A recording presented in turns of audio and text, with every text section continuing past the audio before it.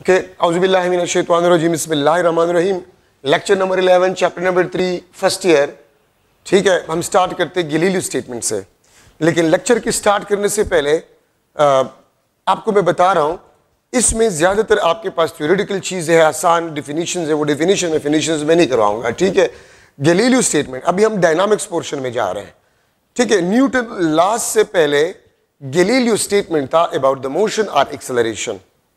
ठीक है, Galileo statement ये था कि slope is necessary for motion और फॉर द एक्सेलरेशन।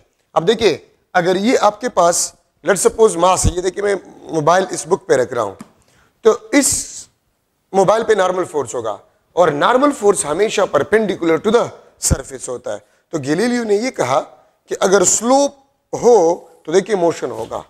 ठीक है, और अगर स्लोप ना हो तो मोशन नहीं होगा। अगर स्लोप होगा तो मोशन होगा, अगर स्लोप नहीं होगा तो मोशन नहीं होगा। ये गैलीलियो का स्टेटमेंट था जो कि न्यूटन लॉज से पहले था।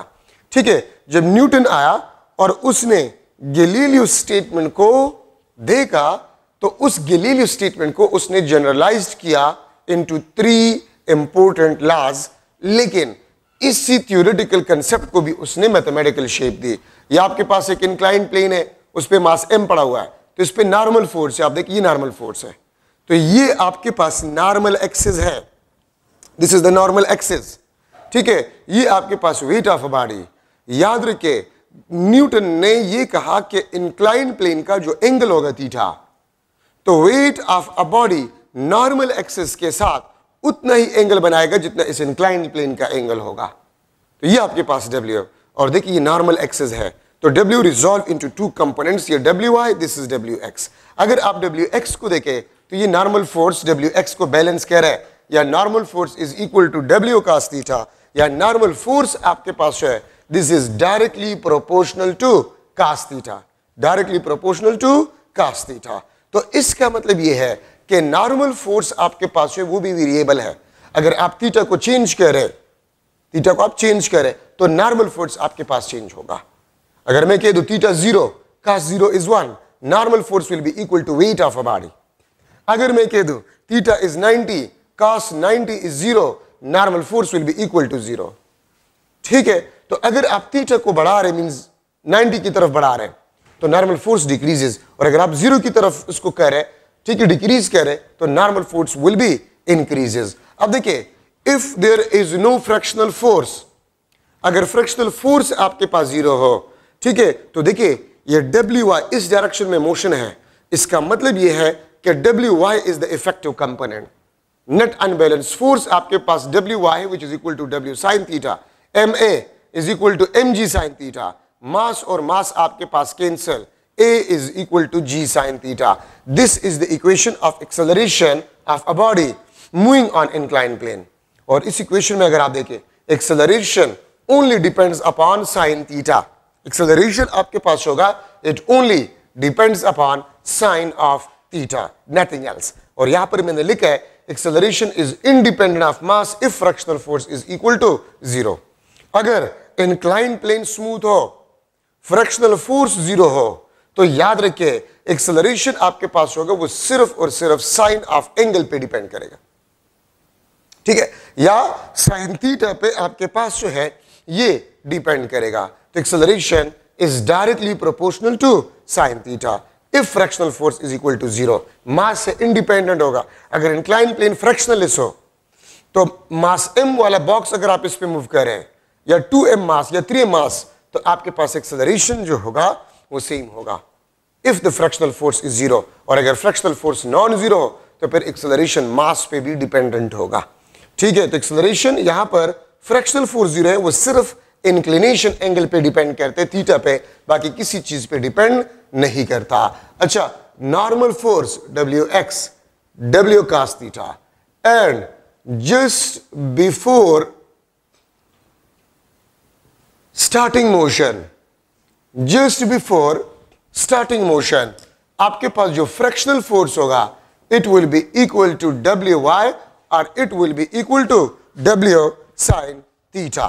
ठीक है, आप इसको देखिए, ये आपके पास मोबाइल सही है। अब अगर ये मोशन नहीं कर रहा तो इसका मतलब फ्रैक्शनल फोर्स ज्यादा है WY से। अगर इसको हम स्लोप दे रहे हैं और ये मोशन, तो just before starting the motion, अब देखिए जब इसने मोशन जस्ट स्टार्ट किया उससे थोड़ा सा पहले फ्रैक्शनल फोर्स WY के बराबर होगा, ठीक है। Just before starting the motion fractional force will be equal to WY। अब देखिए मैं अगर लिख लो फ्रैक्शनल फोर्स म्यू एन, ठीक है, म्यू आपके पास है, this is equal to the ratio of fractional force in normal force, ठीक है, और फ्रैक्शनल फोर्स आपके पास है, this is equal to W sin theta, और नॉर्मल फोर्स आपके पास है, this is W cos theta, this is cancel, और ये आपके पास sine theta divide by cos theta, या ये आपके पास टेंजेंट थीटा। इसको बेसिकली हम कहते हैं this is the coefficient of static friction, this is the coefficient of static fraction, ठीक है। स्टैटिक फ्रैक्शन का आपके पास कोएफिशिएंट है sine theta divide by cos theta, this is equal to tangent theta. तो देखिए अगर आपको इंक्लिनेशन एंगल गिवन हो और आपसे पूछ लिया जाए what is the coefficient of static fraction, ठीक है, तो mu is equal to tangent theta, इससे आप कोएफिशिएंट ऑफ स्टैटिक फ्रैक्शन को मालूम कर सकते हैं, ठीक है। तो ये भी प्रीवियस पेपर्स में एमसीक्यूज में आया, इसलिए मैंने इसको डिस्कस किया। अगर इंक्लिनेशन एंगल गिवन हो और आपसे पूछ लिया जाए what will be the coefficient of static friction, तो mu is equal to tangent theta, ये आपके पास कोएफिशिएंट ऑफ स्टैटिक फ्रैक्शन देगा। अच्छा, Newton generalised Galileo statement into 3 important laws. Newton first law, Newton first law आपके पास जो है, this is about the absence of force, this is about the absence of force, और Newton first law में ये कहता है if F is equal to 0 acceleration will be equal to 0। Body या तो आपके पास रेस्ट में होगा या बॉडी आपके पास जो है ये यूनिफॉर्म मोशन करेगा, ठीक है। If there is no net unbalanced force act on a body there will be no acceleration, means body या तो रेस्ट में होगा या यूनिफॉर्म मोशन करेगा, ठीक है। और याद रखिए इनर्शिया का डेफिनेशन भी यही है, the property of a body due to which it resist change in state of rest और यूनिफॉर्म मोशन। किसी भी बॉडी का वो प्रॉपर्टी जिसकी वजह से वो अपने स्टेट ऑफ रेस्ट या यूनिफॉर्म मोशन में चेंज लाने को अपोज करे, उस प्रॉपर्टी का नाम इनर्शिया है। तो वो भी आपको कहते हैं यूनिफॉर्म मोशन और रेस्ट स्टेट में चेंज लाने को अपोज करे, और ये भी आपके पास फर्स्ट लॉ। तो याद रखिए इनर्शिया का डेफिनेशन अगर आप देखें और इसका तकरीबन सेम है, तो इसलिए हम कहते हैं Newton first law is also known as law of inertia. No net unbalanced force, no acceleration. Newton first law को हम लॉ ऑफ इनर्शिया भी कहते हैं। Newton second law, Newton second law आपके पास जो है, this is about the presence of force, this is about the presence of force, ठीक है। और presence of force, second law का स्टेटमेंट आपको ये है कि इफ देयर इज फोर्स, अगर फोर्स आपके पास non zero acceleration will be not equal to 0, और फिर कहता है acceleration is directly proportional to the force if mass is kept constant. A1 divide by A2 is equal to F1 divide by F2।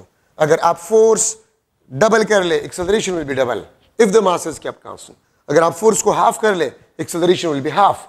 If the force is constant acceleration will be constant. If the force is increasing, acceleration will be increasing. If the force is decreasing, acceleration will be decreasing. ठीक है, और मैं लिख लूंगा acceleration is inversely proportional to the mass if the force is kept constant. और मैं अगर इसके रेशियोज को बना लूं तो A1 divide by A2 is equal to M2 divide by M1. Acceleration is inversely proportional to the मास। अगर आप मास को डबल कर जाए एक्सेलरेशन विल बी हाफ, अगर आप मास को हाफ कर जाए acceleration will be double if the force is kept constant. मैं इस तरह भी लिख सकता हूं acceleration is directly proportional to the ratio of force and mass, और मैं अगर इसका रेशियोज मालूम करूं तो F1 M2 divide by F2 into M1। अगर आप फोर्स को भी डबल कर जाए और मास को भी डबल कर जाए the ratio will be remain same. अगर आप फोर्स को 4 टाइम कर जाए मास को डबल कर जाए, एक्सेलरेशन विल बी डबल। ठीक है, तो ये आपके पास एक्सेलरेशन प्रोपोर्शनलिटी को अगर हम खत्म कर ले, के एफ डिवाइड बाय एम, के आपके पास हो दिस इज इक्वल टू 1, तो a is equal to f divide by m, या एफ आपके पास होगा this will be equal to m a. This is the Newton second law statement. ठीक है, f is equal to m a, mass और acceleration अगर given हो तो फोर्स को आप इससे मालूम कर सकते हैं। ठीक है, the unit of force is Newton. अगर 1 किलोग्राम बॉडी पे, ठीक है, फोर्स लग रहा है और वो उस बॉडी में 1 metre per second square acceleration produce करे, तो फिर फोर्स आपके पास जो होगा वो 1 न्यूटन होगा। ठीक है, तो ये आपके पास generalised form of Newton second law है। याद रखिए, ये जनरलाइज्ड फॉर्म है, ये एक्चुअल फॉर्म नहीं है। एक्चुअल फॉर्म हम इसी चैप्टर में पढ़ेंगे, F is equal to delta P divide by delta T, वो आपके पास एक्चुअल फॉर्म है जो कि आगे आ जाएगा। ठीक है, तो न्यूटन सेकंड लॉ रिलेट करता है एक्सेलरेशन और फोर्स को। याद रखिए, Newton second law is for the relation of force and acceleration. ठीक है, तो अक्सर प्रीवियस पेपर्स में देखिए एमसीक्यूज होता है कि Newton second law relate dash acceleration and force, acceleration and mass, acceleration, force and mass, now these acceleration and force mainly Newton second law acceleration और फोर्स के लिए है। अच्छा, सेकंड लॉ में इंपॉर्टेंट डिस्कशन आपके पास जो है कनेक्टेड बॉडीज के,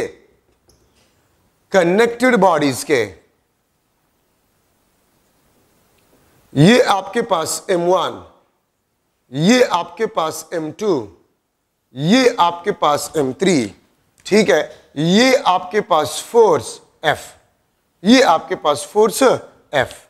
तो अगर 2 या 2 से ज्यादा बॉडीज हो और वो कनेक्टेड हो और उस कनेक्टेड बॉडीज पे एक कांस्टेंट फोर्स लग रहा है, इस मास M1 में एक्सेलरेशन A1, मास M2 में A2, मास M3 में A3 और सिस्टम में एक्सेलरेशन ASYS।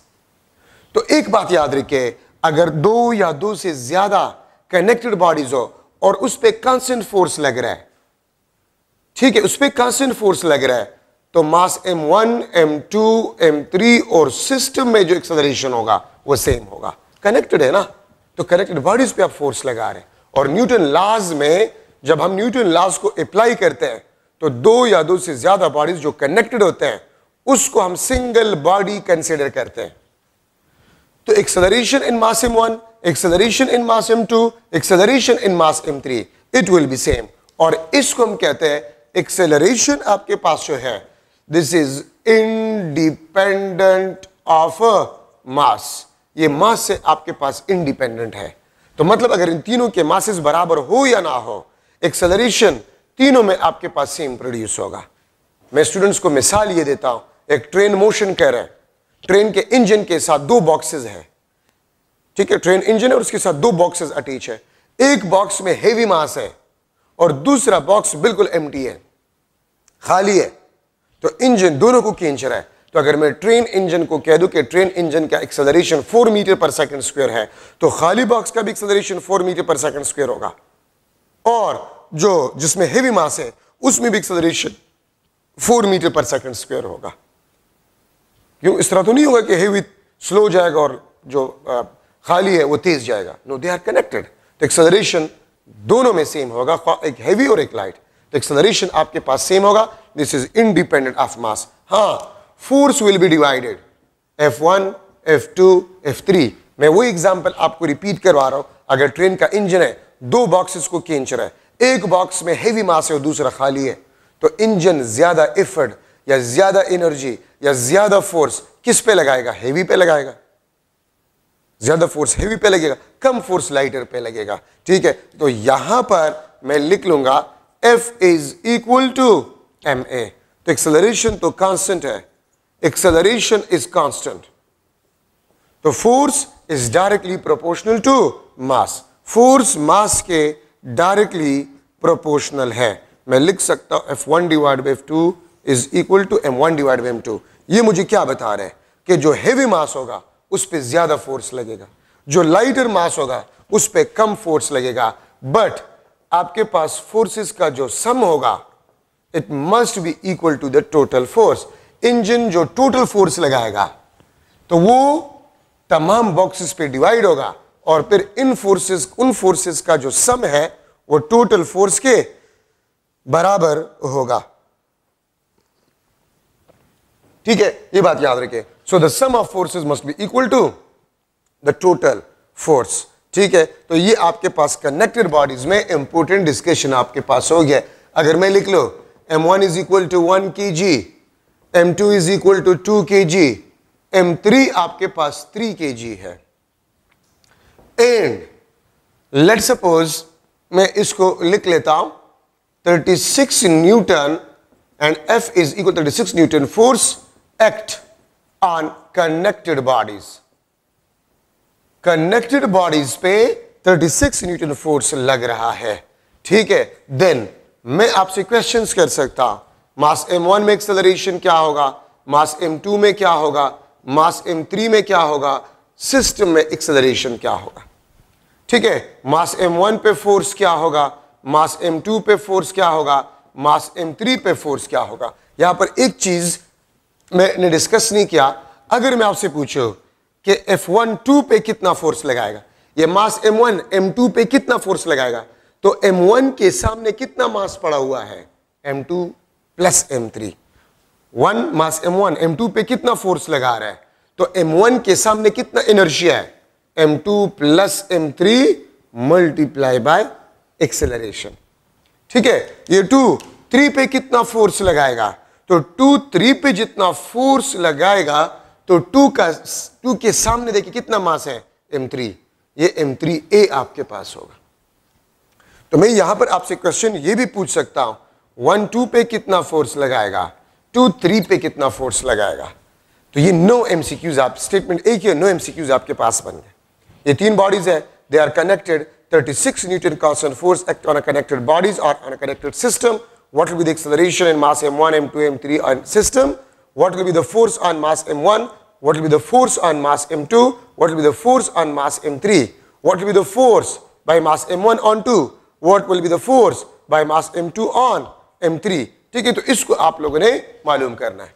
तो मैंने कुछ देर पहले एक बात की है कि जब भी आप न्यूटन लॉस को इस्तेमाल करेंगे तो कनेक्टेड बॉडीज को आपने सिंगल सिस्टम कंसिडर करना होगा। सिंगल सिस्टम कंसिडर करना होगा। किस तरह, एक्सेलरेशन को जब आप मालूम करते हैं तो टोटल फोर्स को आपने टोटल मास पे डिवाइड करना होगा। जो टोटल फोर्स आप लगा रहे हैं उसको आपने टोटल मास पे डिवाइड करना होगा। तो 36 न्यूटन और टोटल मास आपके पास कितने हैं, 6 किलोग्राम। ठीक है, तो ये आपके पास 6 metre per second square acceleration हो जाएगा। तो इसका मतलब ये है कि मास m1 में भी acceleration 6 metre per second square, इसमें भी आपके पास 6 मीटर पर सेकंड स्क्वायर, इसमें भी 6 मीटर पर सेकंड स्क्वायर, इसमें भी 6 मीटर पर सेकंड स्क्वायर। तो एक्सेलरेशन आपके पास 6 मीटर पर सेकंड स्क्वायर तमाम बॉडीज में प्रोड्यूस हो जाएगा। F1 क्या होगा, तो F1 is equal to m1a, F2 is equal to m2a, F3 is equal to m3a। Mass m1 1 है तो ये 6 न्यूटन, ठीक है, ये 12 न्यूटन, ये आपके पास बन जाएगा 3 6 18 न्यूटन। और अगर आप इसको सम करें तो 6 प्लस 12 18, 18 प्लस 18 36 टोटल फोर्स के बराबर आएंगे। तो मैंने आपको कहा था कि the sum of forces must be equal to the total force. अगर मैं आपसे पूछूं F1 2 पे कितना फोर्स लगाएगा, 1 2 पे, तो 1 के सामने 2 और 3 मास है, m2 plus m3 multiply by acceleration. ठीक है, और m2 2 kilogram, m3 3 kilogram, 2 plus 3 5 kilogram, 5 multiply by 6 30 Newton आपके पास m1 m2 पे फोर्स लगाएगा। ठीक है, F2 3 m3a के बराबर हो। मास m3 आपके पास क्या है 3 और एक्सेलरेशन क्या आपके पास 6, तो ये आपके पास 18 न्यूटन। 1 2 पे 18, 1 2 पे 30 न्यूटन और 2 3 पे 18 न्यूटन फोर्स को लगाएगा। ठीक है, अब अगर मैं इस तरह लिख लो मास m1 मास m2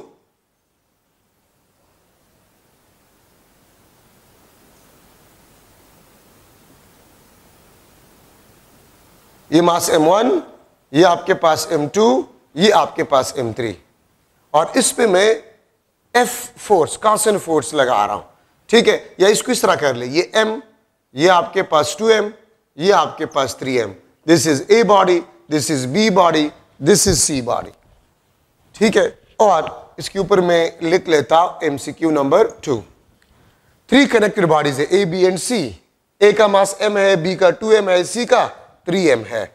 मैं आपसे पूछ सकता हूं acceleration in A, acceleration in B, acceleration in C, acceleration in system, ठीक है। मैं आपसे पूछ सकता हूं A पे फोर्स, मैं आपसे पूछ सकता हूं B पे फोर्स, मैं आपसे पूछ सकता हूं C पे फोर्स क्या होगा, मैं आपसे पूछ सकता हूं A B पे कितना फोर्स लगाएगा, B C पे कितना फोर्स लगाएगा। तो कुछ देर पहले मैंने आपको बता दिया कि टोटल फोर्स को आपने टोटल मास पे डिवाइड करना होगा। तो एक्सेलरेशन आपके पास जो है F, टोटल मास कितने, M plus 2M plus 3M, 6M, this is the acceleration. चारों के आंसर आपके पास आ गए। FA is equal to MA, या बट डायरेक्टली मैं लिख लूंगा MA multiply by acceleration, FB M 2M multi, क्योंकि MB आपके पास 2M है, 2M मल्टीप्लाई बाय है, FC ये 3M है, 3M मल्टीप्लाई बाय एक्सेलरेशन, तो ये आपके पास F डिवाइड बाय 6 बन जाएगा, ये 2F डिवाइड बाय 6 बन जाएगा, ये 3F डिवाइड बाय 6 बन जाएगा, ठीक है। तो FA, FB और FC, A B पे कितना फोर्स लगाएगा, A B पे, तो A के सामने 2M प्लस 3M, ये आपके पास 5M मल्टीप्लाई बाय एक्सेलरेशन, और ये 5F डिवाइड बाय 6 आपके पास बन जाए, ठीक है। B C पे कितना फोर्स लगाएगा, तो ये आपके पास 3F डिवाइड बाय C, ठीक है। आपके पास B जो है वो C पे कितना फोर्स लगाएगा, that is basically equal to 3F divide by 6, क्योंकि 3M मल्टीप्लाई बाय एक्सेलरेशन, तो FBC भी आपके पास 3F डिवाइड बाय 6 होगा, ठीक है। So these are the important points in a connected bodies. अगर 5 आइडेंटिकल बॉडीज है, आइडेंटिकल मीन सेम बॉडीज है, और उस पे कांस्टेंट फोर्स F लग रहा है, 5 आइडेंटिकल बॉडीज है, M M M M M identical bodies, और उस पे F फोर्स लग रहा है, what will be the force on individual mass, तो फोर्स को इक्वली डिवाइड करें, F by 6, F by 6, sorry 5 bodies है तो F by 5, F by 5, F by 5 हर एक पे। या अगर आप मालूम करना चाहते हैं तो एक पे फोर्स क्या होगा, M multiply by acceleration, acceleration क्या होगा, F डिवाइड बाय 5M, ठीक है। तो इस तरीके से आप मालूम कर सकते हैं। अगर आइडेंटिकल बॉडीज है फोर्स इक्वली डिवाइड होगा, अगर आइडेंटिकल बॉडीज नहीं है तो फोर्स इक्वली डिवाइड नहीं होगा, ठीक है, ये बात याद रखिए। तो ये आपके पास कनेक्टेड बॉडीज में इंपॉर्टेंट डिस्कशन आपके पास बन गए। Newton third law, Newton third law आपके पास जो है ये आपको नेचर ऑफ फोर्स के बारे में बताता है, ये आपको नेचर ऑफ फोर्स के बारे में बताता है, और ये आपको ये कहता है कि for every action there will be a reaction force which will be equal in magnitude but opposite in a direction. For every action force, there will be a reaction force which will be equal in magnitude but opposite in a direction.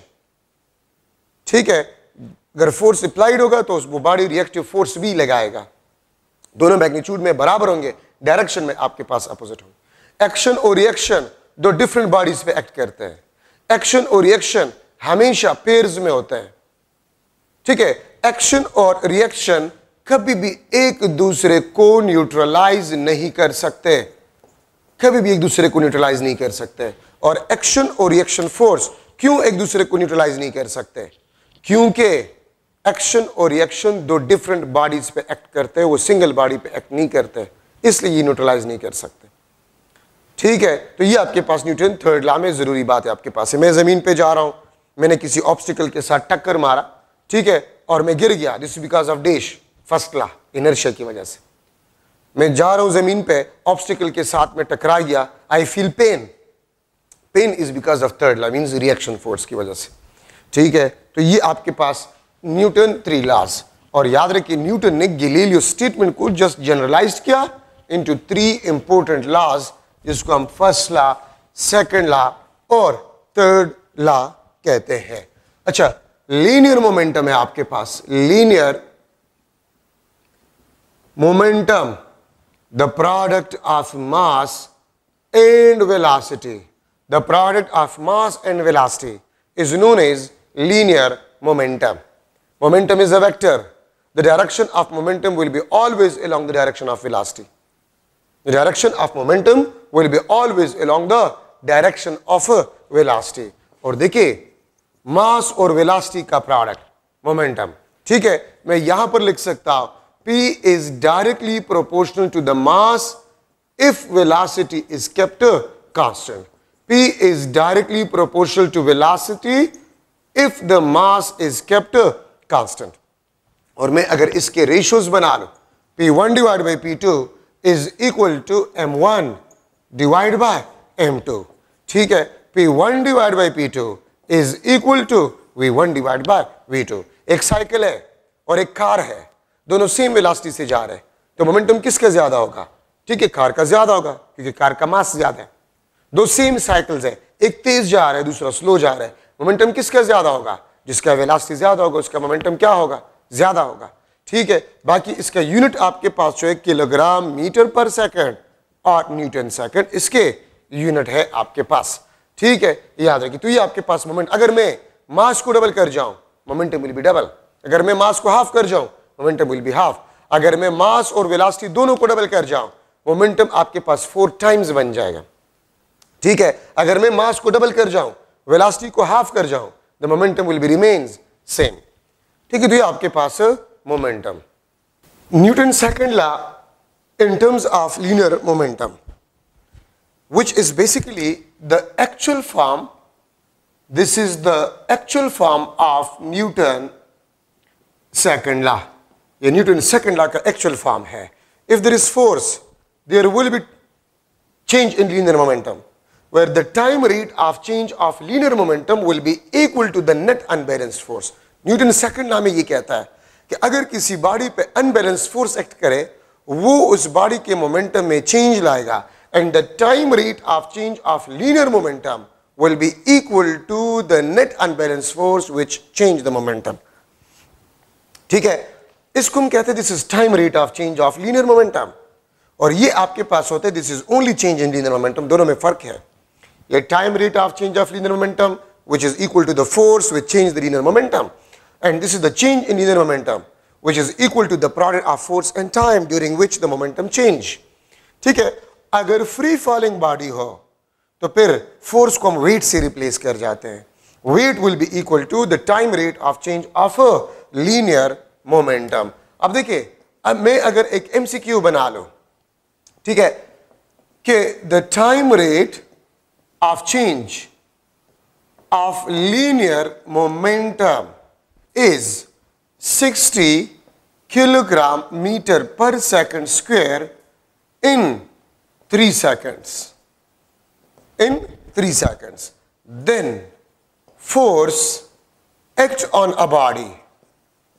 Then force act on a body will be dash. ठीक है, तो मैं A option लिख लेता हूं 60 Newton, B option आपके पास 30 Newton, C option आपके पास 15 न्यूटन और डी ऑप्शन आपके पास 120 न्यूटन. ठीक है, तो time rate of change of linear momentum is 60 kilogram metre per second square, और time rate of change of linear momentum किस चीज के बराबर है? फोर्स के बराबर है. ये टाइम आपको वैसे कंफ्यूज करने के लिए दिया गया है. तो आपके पास यही जो है यही फोर्स है, दिस इज 60 न्यूटन. ये टाइम आपको वैसे कंफ्यूज करने के लिए दिया गया है. अगर मैं इसको काट लूं, अगर मैं इसको काट लूं, the change of linear momentum is this one, और इससे मैं स्क्वायर काट लूं इन 3 second, then the force act on a body will be dash. तो 60 को फिर आप 3 पे डिवाइड करेंगे तो आपके पास 20 न्यूटन फोर्स आ जाएगा. 20 न्यूटन फोर्स आ जाएगा. ठीक है, लेकिन आपको चूंकि time rate of change of linear momentum given है, ठीक है, तो time rate of change of linear momentum ही आपके पास फोर्स के बराबर होता है. ठीक है, तो 60 न्यूटन आपके पास आंसर है. तो देखिए, आप time rate of change of linear momentum और चेंज इन लीनियर मोमेंटम, ठीक है, इस पे थोड़ा सा आप लोगों ने गौर करना होगा. So this is the Newton second law, ठीक है, इन टर्म्स ऑफ लीनियर मोमेंटम. अच्छा, अब यहां पर हम डिस्कस कर रहे हैं isolated body or isolated system. Isolated body or isolated system. यहां पर मैं लिख लेता हूं ideal isolated body or system. ठीक है. सेकंड आपके पास जो है real isolated body or system. Ideal isolated body या isolated system or real isolated body or isolated system. Ideal if the external force completely zero, means no external force act on a body, इसको हम ideal isolated body या system कहेंगे. और real isolated body अगर external force internal forces के मुकाबले में बहुत ज्यादा स्मॉल हो तो फिर उस बॉडी या सिस्टम को हम रियल आइसोलेटेड बॉडी या सिस्टम कहते हैं. ठीक है. Conservation of linear momentum which is also known as the conservation of linear momentum law. Conservation of linear momentum आपको ये कहता है कि अगर एक्सटर्नल फोर्स होगा तो चेंज इन लीनियर मोमेंटम आपके पास होगा and the time rate of change of linear momentum will be external force. लेकिन कंजर्वेशन ऑफ लीनियर मोमेंटम के मुताबिक से if external force is zero means the body और system is isolated, the time rate of change of linear momentum will be equal to zero. अगर external force zero है momentum में कोई change नहीं आएगा, क्योंकि न्यूटन सेकंड लॉ में यही कहता है कि if there is force there will be change in linear momentum, if there is no force there will be no change in linear momentum. ठीक है. तो time rate of change of linear momentum will be zero, change in linear momentum will be equal to zero. ठीक है. The product of mass and velocity will be equal to constant. क्योंकि अगर change in momentum zero हो तो इसका मतलब आपके पास ये होगा कि मोमेंटम विल बी कांस्टेंट, और अगर मोमेंटम कांस्टेंट हो तो एम वी का प्रोडक्ट आपके पास कांस्टेंट होगा, और अगर एम वी का प्रोडक्ट कांस्टेंट हो इसका मतलब ये है कि वी मास के इनवर्सली प्रोपोर्शनल होगा, और अगर वी मास के इनवर्सली प्रोपोर्शनल हो तो v1 divide by v2 is equal to m2 divide by m1, या ये आपके पास m1 डिवाइड बाय m2 आपके पास आ जाता है. v1 divide by v2 is equal to 1 divided by m1 divided by m2. The ratio of velocity v1 and v2 is equal to the reciprocal of the ratio of mass m1 and m2. The ratio of velocity v1 and v2 is equal to the reciprocal of the ratio of mass m1 and m2. तो ये सारे आपके पास conservation of linear momentum के statement है. ठीक है. सारे आपके पास लीनियर मोमेंटम के स्टेटमेंट है. If there is no external force the time rate of change of linear momentum will be zero, the change in linear momentum will be zero, momentum will be constant, the product of mass and velocity will be constant, velocity will be inversely proportional to mass, the ratio v1 v2 will be equal to the reciprocal of the ratio mass m1 and m2. और इसमें सबसे जरूरी concept conservation of linear momentum में जो है वो आपके पास है v is inversely proportional to mass. Mass ज्यादा है वेलोसिटी कम होगा, मास कम है वेलोसिटी ज्यादा होगा. ठीक है. मैं फर्स्ट एग्जांपल लिख रहा हूं. ये आपके पास गन है. ठीक है. दिस इज अ गन, और इस गन से बुलेट निकल रहा है. ठीक है. इससे बुलेट निकल रहा है. This is bullet. बुलेट का वेलोसिटी vb, गन का रिकॉइलिंग वेलोसिटी vg. ठीक है. Before firing the velocity of gun was zero. जब फायर किया जाता है, ठीक है, तो फिर भी आपके पास बुलेट और गन का जो वेलोसिटी होगा वो जीरो होगा. बुलेट और गन का मिलके जो नेट मोमेंटम होगा वो आपके पास जीरो होगा. ठीक है. बुलेट का मोमेंटम pb, गन का मोमेंटम pg. याद रखिए pg और pb मींस गन का मोमेंटम जब वो रिकॉइल होते पीछे और बुलेट का मोमेंटम वो दोनों आपके पास बराबर होते हैं. mg vg is equal to mb vb. ठीक है. ये आपके पास बराबर. अगर मैं गन का वेलोसिटी का रेशो बुलेट के वेलोसिटी के रेशो से लिख लो तो ये आपके पास mb डिवाइड बाय mg आपके पास बन जाएगा। तो इसका मतलब ये है कि बुलेट का वेलोसिटी मास कम है, वेलोसिटी ज्यादा है, गन का मास ज्यादा है, वेलोसिटी कम है। वेलोसिटी आपके पास क्या है? कम है, ठीक है। लेकिन अगर आप मोमेंटम देखें तो बुलेट अपने साथ जितना मोमेंटम लेगा उतना मोमेंटम गन को भी मिलेगा। गन और बुलेट का मोमेंटम सेम होगा, लेकिन गन का मास ज्यादा है, वेलोसिटी कम होगा। बुलेट का मास कम है, वेलोसिटी ज्यादा होगा, but the momentum will be same. और after firing the momentum, net momentum bullet और गन का जीरो, और before firing the momentum gun का क्या था? जीरो था, ठीक है। अब ये आपके पास एक कार्ट है, मैं इसको एक एमसीक्यू की शक्ल दे देता हूं। कार्ट वी वेलोसिटी से मोशन कर रहा है, ठीक है। The mass of a cart is equal to m, the mass of a cart is equal to m during motion. During motion हम इस पे एक मास को रख लेते हैं, ठीक है। हम एक मास को इस पे परपेंडिकुलरली डाउनवर्ड रख लेते हैं। A cart of mass m is moving with a velocity v.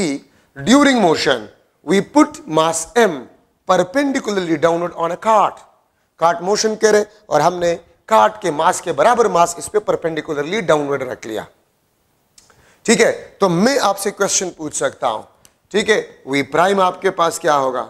p prime momentum when we put the mass perpendicularly downward on a cart, ठीक है। तो मोमेंटम आपके पास क्या होगा? तो देखिए कार्ट का मास m था और हमने m मास को कार्ट पे रख लिया। अब आपके पास मास क्या बना? 2m मास बना। तो वेलोसिटी v प्राइम आपके पास v डिवाइड बाय 2 बन जाएगा, और momentum p prime p which will be equal to mv। यहां पर भी मोमेंटम mv, यहां पर भी मोमेंटम आपके पास क्या होगा? mv। Conservation of linear momentum आपको ये कहता है, ठीक है। अगर मैं इस तरह जो है कह दूं कि कार्ट था, कार्ट v वेलोसिटी से मोशन कर रहा था, the mass of a cart was m। If we put a 2m mass perpendicularly downward, अगर मैं इसको 2m मास कर लूं, 2m मास, मैंने double mass of a cart इस पे पुट किया, what will be the velocity?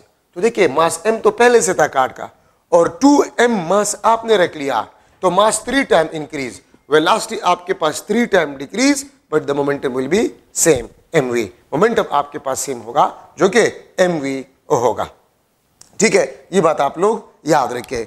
एक दूसरे लास्ट एमसीक्यू, अगर मैं लिख लो मास m v वेलोसिटी से मोशन कर रहा था, यहां पर एक दूसरा बॉडी था जिसका मास 4m था, जिसका मास 4m था, और ये आपके पास रेस्ट में था, ठीक है। when they collide they stuck with each other, they stuck, then मैं आपसे पूछ सकता हूं velocity of stuck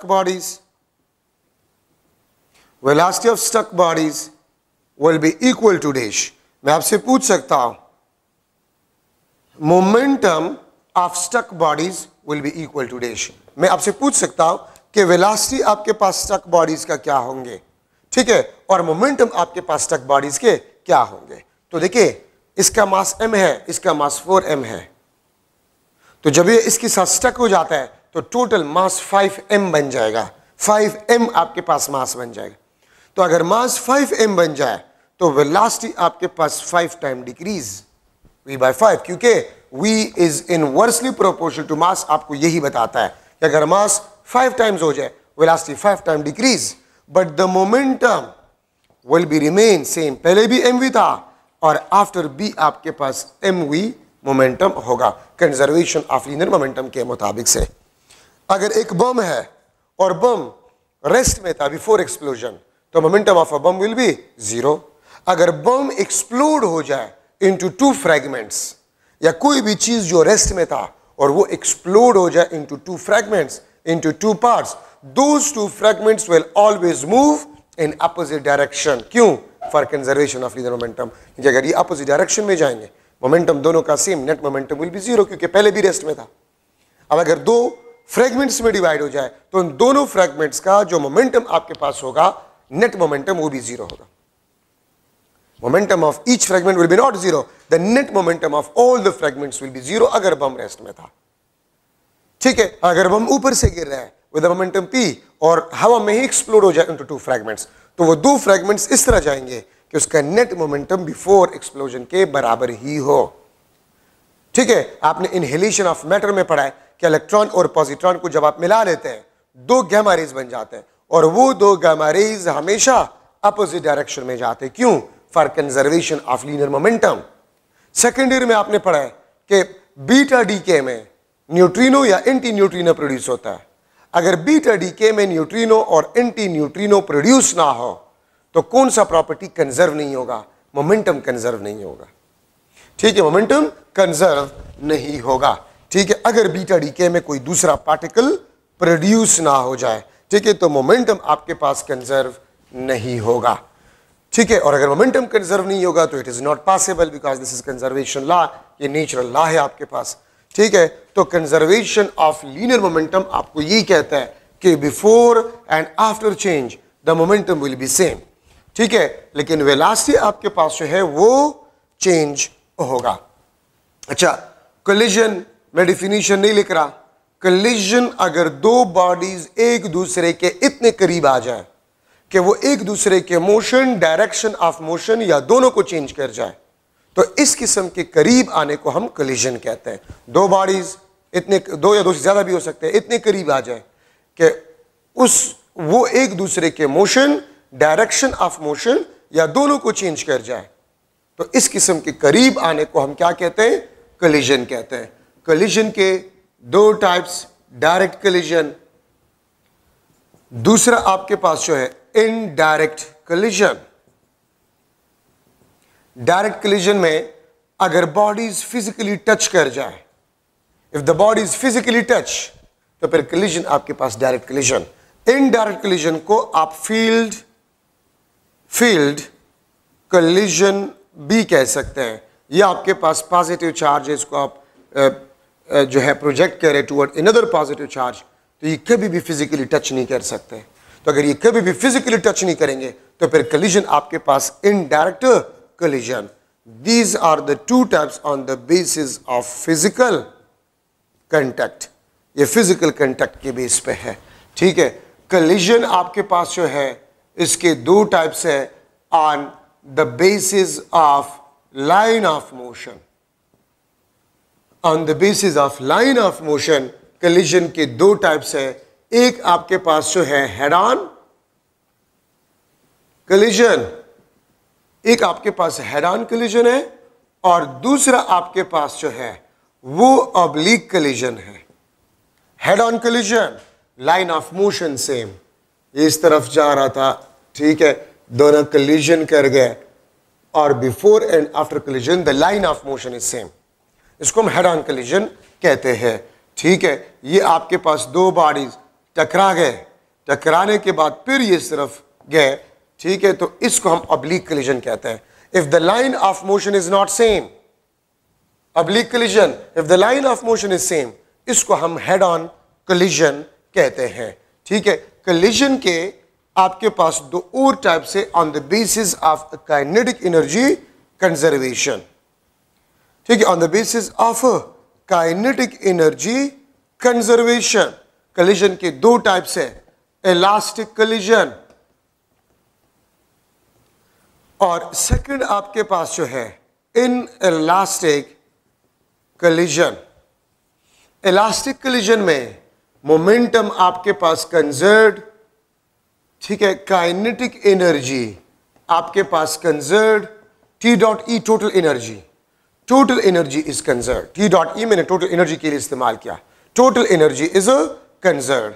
और इन इलास्टिक में मोमेंटम आपके पास जो है this is conserved, kinetic energy आपके पास जो है नॉट कंजर्व्ड, नॉट कंजर्व्ड। ठीक है, और याद रखिए काइनेटिक एनर्जी लॉस्ट, ठीक है, वो आपके पास होता है in the form of sound energy, ठीक है, thermal energy, sound energy, thermal energy and potential energy, sound energy, thermal energy and potential energy, ठीक है। और पोटेंशियल एनर्जी आपके पास जो होता है ये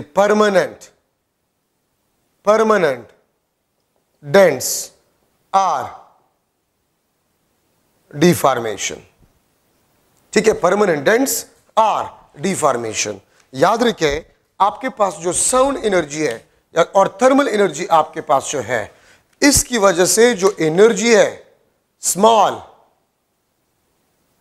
अमाउंट लास्ट, और इसकी वजह से आपके पास लार्ज अमाउंट लास्ट होता है, large amount lost in the form of potential energy, ठीक है। अच्छा, अब kinetic energy conserve, sorry not conserve, total energy आपके पास जो है it is conserve, total energy भी कंजर्व होता है बिकॉज काइनेटिक एनर्जी और फॉर्म में कन्वर्ट हो जाते हैं, ठीक है, लेकिन टोटल एनर्जी आपके पास जो है इट विल बी कंजर्व और कांस्टेंट। और याद रखिए 100% इलास्टिक कोलिजन नहीं होता, रियल कोलिजन जितनी भी है दे आर इनइलास्टिक, लेकिन कुछ आपके पास रियल कोलिजन्स होते हैं जिसको हम इलास्टिक कंसिडर करते हैं। और वो कौन से कोलिजन्स होते हैं? अगर कोलिजन हो और परमानेंट डेंस या डिफॉर्मेशन प्रोड्यूस ना हो, रबर बॉल्स कोलिजन कर जाए, बीलेड बॉल्स कोलिजन कर जाए और कोई डिफॉर्मेशन प्रोड्यूस नहीं हुआ, कोई डिफॉर्मेशन प्रोड्यूस नहीं हुआ, कोई डेंस प्रोड्यूस नहीं हुए, तो हर उस कोलिजन को आप इलास्टिक कंसिडर कर सकते हैं। लेकिन जब कोलिजन हो जाए, परमानेंट डेंस और डिफॉर्मेशन प्रोड्यूस हो जाए, तो फिर वो इनइलास्टिक होगा। कोलिजन हो जाए, body stuck with each other, inelastic collision. लेकिन अगर कोलिजन हो जाए और कोई परमानेंट डिफॉर्मेशन या डेंस प्रोड्यूस ना हो, तो फिर उस कोलिजन को आप इलास्टिक कंसिडर कर सकते हैं, वरना 100% इलास्टिक कोलिजन पॉसिबल नहीं है, ठीक है। काइनेटिक एनर्जी लास्ट जो होता है वो इन तीन फॉर्म में होता है, साउंड एनर्जी और जो थर्मल एनर्जी होता है स्मॉल अमाउंट उसमें लॉस हो जाते, तो हम इसको नेग्लेक्ट कर सकते हैं। अच्छा, अब आपके बुक में है perfectly elastic head on collision, perfectly elastic head on collision. Perfectly elastic head on collision में ये मास m1 ये v1 वेलोसिटी से, मास m2 ये v2 वेलोसिटी से मोशन कर रहा है।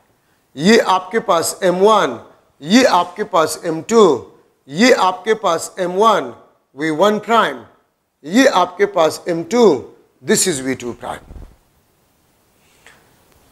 अच्छा, अब इस मास m1 का मोमेंटम p1 काइनेटिक एनर्जी 1, इसका मोमेंटम p2 काइनेटिक एनर्जी 2, इसका momentum p1 prime kinetic energy 1 prime, kinetic energy p2 prime kinetic energy 2 prime. ये भी आपके पास हेड ऑन कोलिजन है। और अगर ये दो बॉडीज हैं, ये m1, ये आपके पास m2, इसका वेलोसिटी v1, इसका वेलोसिटी v2, अगर कोलिजन हो जाए m1 और m2 collision, m1 v1 prime और m2 आपके पास जो है वो v2 प्राइम, ठीक है। आप ये देखिए, ये इस किस्म का कोलिजन है, दो बॉडीज अपोजिट डायरेक्शन में आ रहे हैं, कोलिजन अपोजिट डायरेक्शन में दूर भी जा रहे हैं, ठीक है। अपोजिट डायरेक्शन में अप्रोच, जब कोलिजन हो जाए अपोजिट डायरेक्शन में एक दूसरे से दूर भी जाते हैं।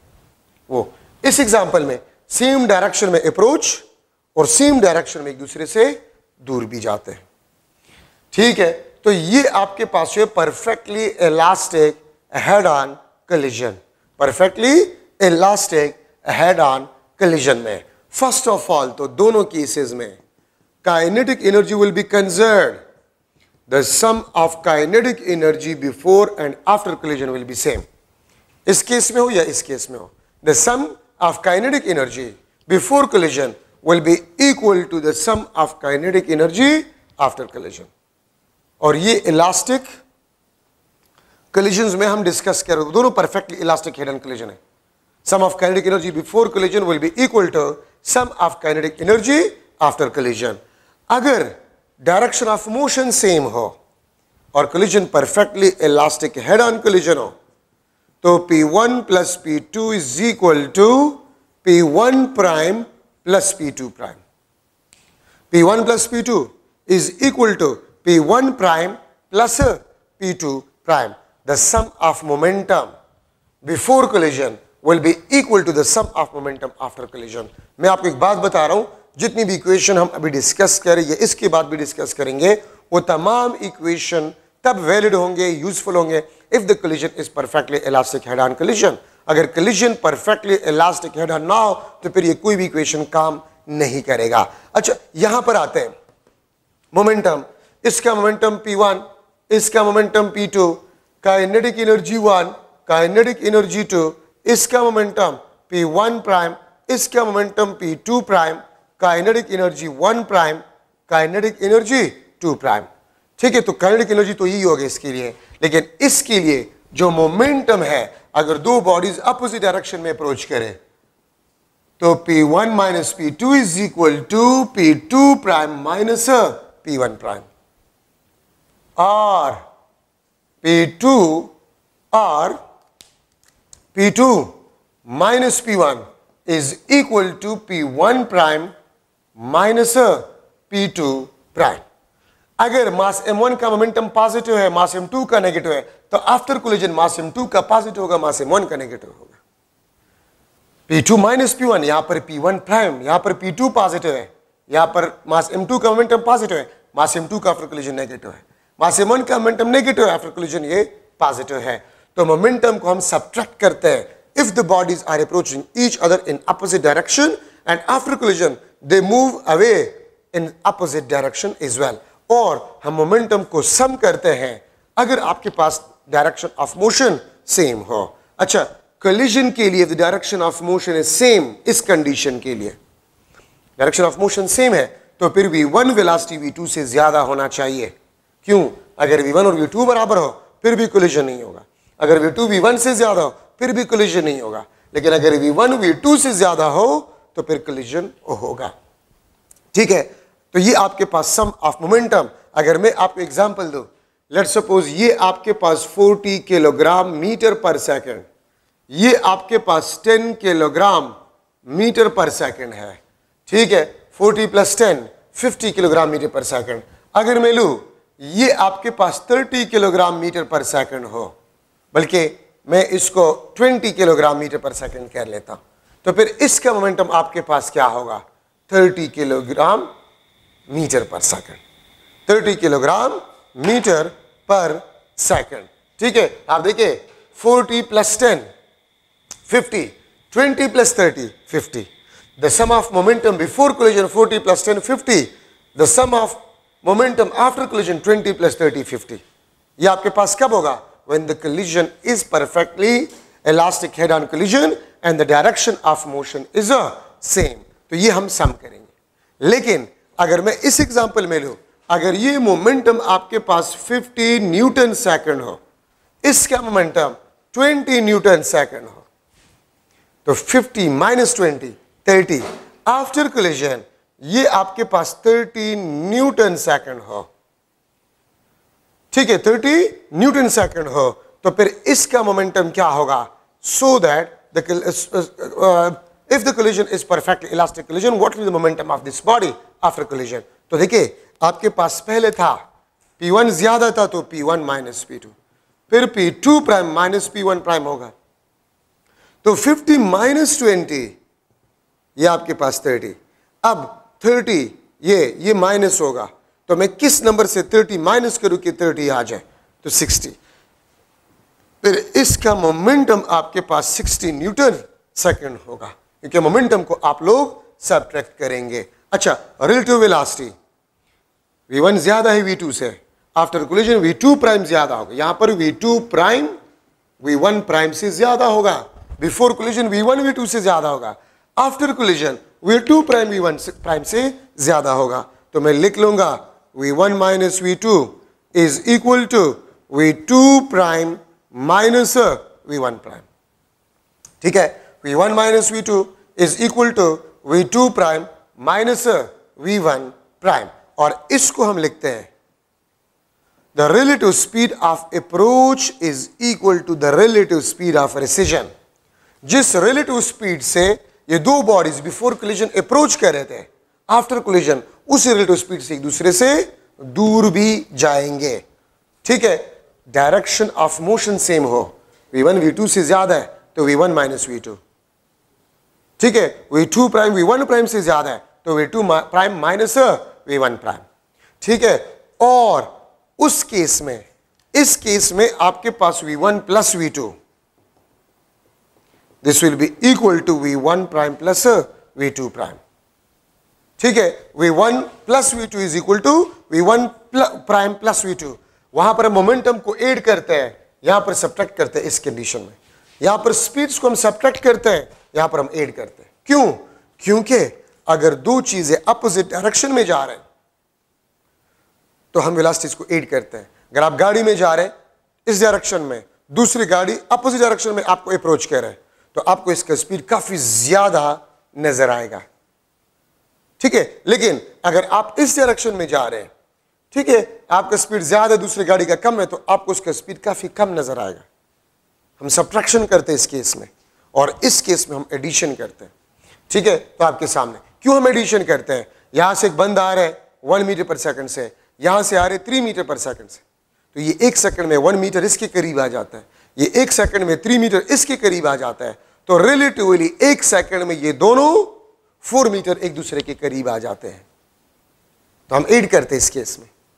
ठीक है, और अगर अपोजिट डायरेक्शन में जा रहे हैं, ये 1 मीटर पर सेकंड से ये 3 मीटर पर सेकंड से, 1 सेकंड में ये 1 मीटर दूर चला जाता है, 1 सेकंड में ये 4 मीटर दूर चला जाता है, तो 4 + 1 5 मीटर ये रिलेटिवली एक दूसरे से दूर चले जाएंगे, वो वाला कंडीशन। लेकिन अगर आगे एक बंदा जा रहा है 1 मीटर पर सेकंड से, आप उसके पीछे 3 मीटर पर सेकंड से जा रहे हैं सेम डायरेक्शन में, तो वो आपसे 1 सेकंड में 1 मीटर दूर जा रहे हैं, आप 1 सेकंड में 3 मीटर उसके करीब जा रहे हैं, तो रिलेटिवली आप कितने करीब जा रहे हैं? 3 - 1 2 मीटर पर सेकंड। 1 सेकंड में 2 मीटर आप करीब जा रहे हैं।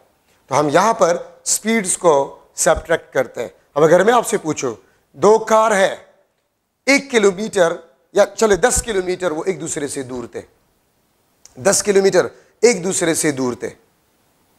ठीक है, अच्छा, एक कार का स्पीड था 3 मीटर पर सेकंड, दूसरे का स्पीड था 2 मीटर पर सेकंड, तो आप ये बताएं ये दोनों कार कितने टाइम में एक दूसरे तक पहुंचेंगे?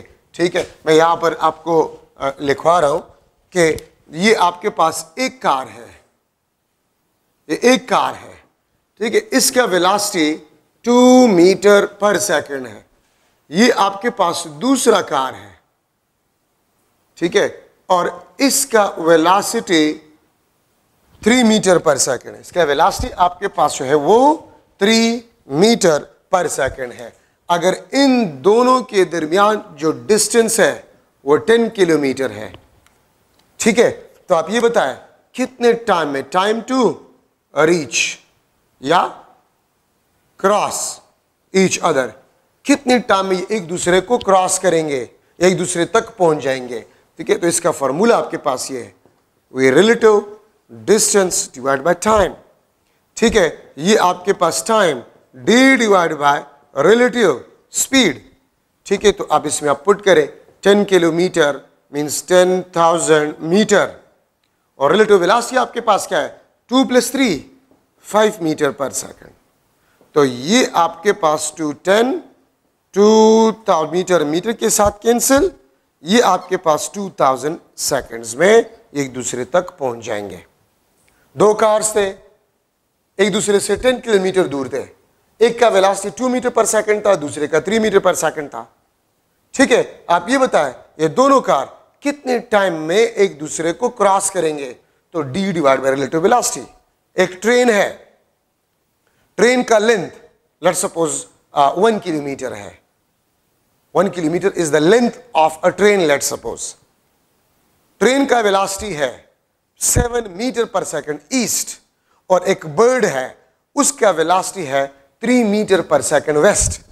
7 मीटर पर सेकंड ईस्ट और 3 मीटर पर सेकंड वेस्ट, अब अपोजिट डायरेक्शन में है। हम वेलोसिटीज को क्या करेंगे, 8 करेंगे, तो 7 + 3 10 metre per second relative velocity होगा। अगर ये बर्ड जस्ट अबाव हो अ ट्रेन, जस्ट अबाव, तो कितने टाइम में ये ट्रेन को क्रॉस करेगा? ठीक है, तो आप यहां पर distance length of a train ले लें 1 किलोमीटर, रिलेटिव वेलोसिटी 10 ले लें। 1 किलोमीटर को मैं 1000 मीटर भी लिख सकता हूं, रिलेटिव वेलोसिटी को 10 मीटर पर सेकंड पुट करें, आपके पास टाइम आ जाएगा। ठीक है, ये आपके पास रिलेटिव वेलोसिटीज में इंपोर्टेंट डिस्कशन आपके पास बन गए। ठीक है, और कंजर्वेशन ऑफ लीनियर मोमेंटम भी आपके पास आ गया। अब अगर मैं ये लिख लो, लेट सपोज इसका मास आपके पास जो है, इसका मास आपके पास 100 ग्राम है और ये 10 सेंटीमीटर या मैं लिख लूंगा 8 सेंटीमीटर पर सेकंड से जा रहा है। ये आपके पास जो है ये 50 ग्राम है और इसका स्पीड 2 सेंटीमीटर पर सेकंड है। ठीक है, कलिजन हो जाए, कलिजन के बाद 100 ग्राम बॉडी जो है वो 4 सेंटीमीटर पर सेकंड से जा रहा है, तो आप ये बताएं कि 50 ग्राम जो है उसका मोमेंटम क्या होगा, इसका वेलोसिटी क्या होगा आफ्टर कलिजन। तो आप देखें कंजर्वेशन ऑफ लीनियर मोमेंटम, इसका मोमेंटम आपके पास क्या होगा, इसका मोमेंटम आपके पास में P1 लिख लेता हूं 800 ग्राम सेंटीमीटर पर सेकंड। इसका मोमेंटम कितना होगा P2 100 ग्राम सेंटीमीटर पर सेकंड। इन दोनों को अगर मैं सम करूं तो P1 + P2 900 ग्राम सेंटीमीटर पर सेकंड। अच्छा, अब P1 प्राइम क्या है अगर आप देखें 400 ग्राम सेंटीमीटर पर सेकंड। अब 400 के साथ में क्या ऐड कर जाओ कि 900 आ जाए, तो 500। इसका मोमेंटम आपके पास है P2 प्राइम, तो P2 प्राइम ये आपके पास 500 ग्राम सेंटीमीटर पर सेकंड होगा। ये इसका मोमेंटम होगा आफ्टर कलिजन। अगर आपसे V2 के बारे में पूछ रहा है तो V2 prime P2 prime divide by M2, और P2 आपके पास क्या है 500 ग्राम डिवाइड बाय 50। ठीक है, V2 प्राइम ये आपके पास 500 ग्राम सेंटीमीटर पर second divide by 50 gram, this is cancer. ठीक है, तो V2 प्राइम आपके पास 10 सेंटीमीटर पर सेकंड होगा। अगर आपसे मोमेंटम मांगा गया है तो 500 ग्राम सेंटीमीटर पर सेकंड। अगर आपसे वेलोसिटी मांगा गया है P2 prime divide by M2 velocity. आपसे काइनेटिक एनर्जी अगर मांगा गया है, ठीक है, तो half M2 V2 prime square. M2 भी है और V2 प्राइम भी आपके पास आएंगे। आप काइनेटिक एनर्जी भी मालूम कर सकते हैं by using that conservation of linear momentum equation. अच्छा, मैं यहां पर लिख सकता हूं for speeds after collision, for speeds after collision, V1 prime M1 minus M2 divided by M1 plus M2 V1 plus 2M2 divided by M1 plus M2 into V2. V2 prime M2 minus M1 divided by M1 plus M2 V2 plus 2M1 divided by M1 plus M2 into V1. ठीक है, ये आपके पास V1 prime, ये आपके पास V2 prime. If the collision is perfectly elastic head-on collision, then after collision, the speed of mass M1 is V1 prime, the speed of mass M2 is a V2 prime. तो अगर masses हो और before collision speeds हो, इसमें put करें after collision speed आ जाएगा। अब देखिए लंबे छोटे फार्मूले हैं ये, अगर आपको याद करने का तरीका नहीं आ रहा तो इसके एक आसान तरीका मैं आपको बता रहा हूं। ठीक है, वो क्या है, देखिए अगर आप इसमें देखें तो ऊपर माइनस वाला टर्म है, 2 वाला टर्म है, माइनस वाला टर्म 2 वाला टर्म, और नीचे M1 plus M2 M1 plus M2। तो देखिए V1 प्राइम किस मास का वेलोसिटी है, मास M1, तो मास M1 is positive, M2 is negative, और जो M1 पॉजिटिव है इसका वेलोसिटी V1, M2 नेगेटिव है 2M2 दूसरा टर्म 2M2 वाला और साथ में V2। ठीक है, V2 प्राइम मास M2 का वेलोसिटी है, तो V2 प्राइम M2 का वेलोसिटी है, तो M2 is positive, M1 is negative. m2 positive तो उसका velocity v2, m1 negative 2m1, जो टर्म नेगेटिव होगा उसको 2 वाला टर्म होगा, तो m1 2m1 और m1 का वेलोसिटी v1, यहां पर m2 नेगेटिव था, m2 v2। ये आपके पास याद करने का तरीका है कि आप इसको किस तरह याद करेंगे। अब इसके एक स्पेशल केस है, एक स्पेशल केस है, और स्पेशल केस ये है if target is at rest, अगर टारगेट आपके पास रेस्ट में हो, v2 आपके पास क्या होगा, 0, v2 आपके पास क्या होगा, 0 होगा, तो v2 वाले टर्म्स आपके पास 0 हो जाएंगे। v1 प्राइम, ठीक है, ये आपके पास m1 minus m2 divide by m1 plus m2 into v1, ये v2 वाला टर्म तो 0 हो जाएगा, इसमें सिर्फ ये रह जाएगा, v2 प्राइम, ये वाला v1 वाला रह जाएगा, ये 0 हो जाएगा, 2m1 divide by m1 plus m2 into v1, ये आपके पास इस इक्वेशन से रिड्यूस्ड इक्वेशन आ गए। ठीक है, अब इस स्पेशल केस में आपके पास 3 और केसेस है जो कि एमसीक्यूज के लिए भी जरूरी है। First, case one, if m1 is equal to m2 is equal to m, means the bodies are identical, the bodies are identical। ठीक है, ये आपके पास मास m, वेलोसिटी v1, ये आपके पास मास m और v2 इसका 0, ये रेस्ट में, तो v1 प्राइम आफ्टर कोलिजन वो 0 होगा एंड v2 प्राइम वो आपके पास v1 होगा। So if the masses are same, velocities or speeds will be interchange। Incident का, और जरूरी नहीं कि टारगेट आपके पास रेस्ट में हो, वेलोसिटी इंटरचेंज हो जाएगा। अगर ये मास m ये 4 सेंटीमीटर पर सेकंड से जा रहा था, ये मास m ये 1 सेंटीमीटर पर सेकंड से जा रहा था, जब कलिजन हो जाए, ठीक है, जब कलिजन हो जाए तो कलिजन के बाद ये 1 सेंटीमीटर पर सेकंड से जाएगा और ये 4 सेंटीमीटर पर सेकंड से जाएगा। तो आप देखिए velocities are interchange, velocities exchange हो जाता है, इंटरचेंज हो जाता है if the bodies are identical or same, अगर बॉडीज आपके पास सेम हो। केस 2,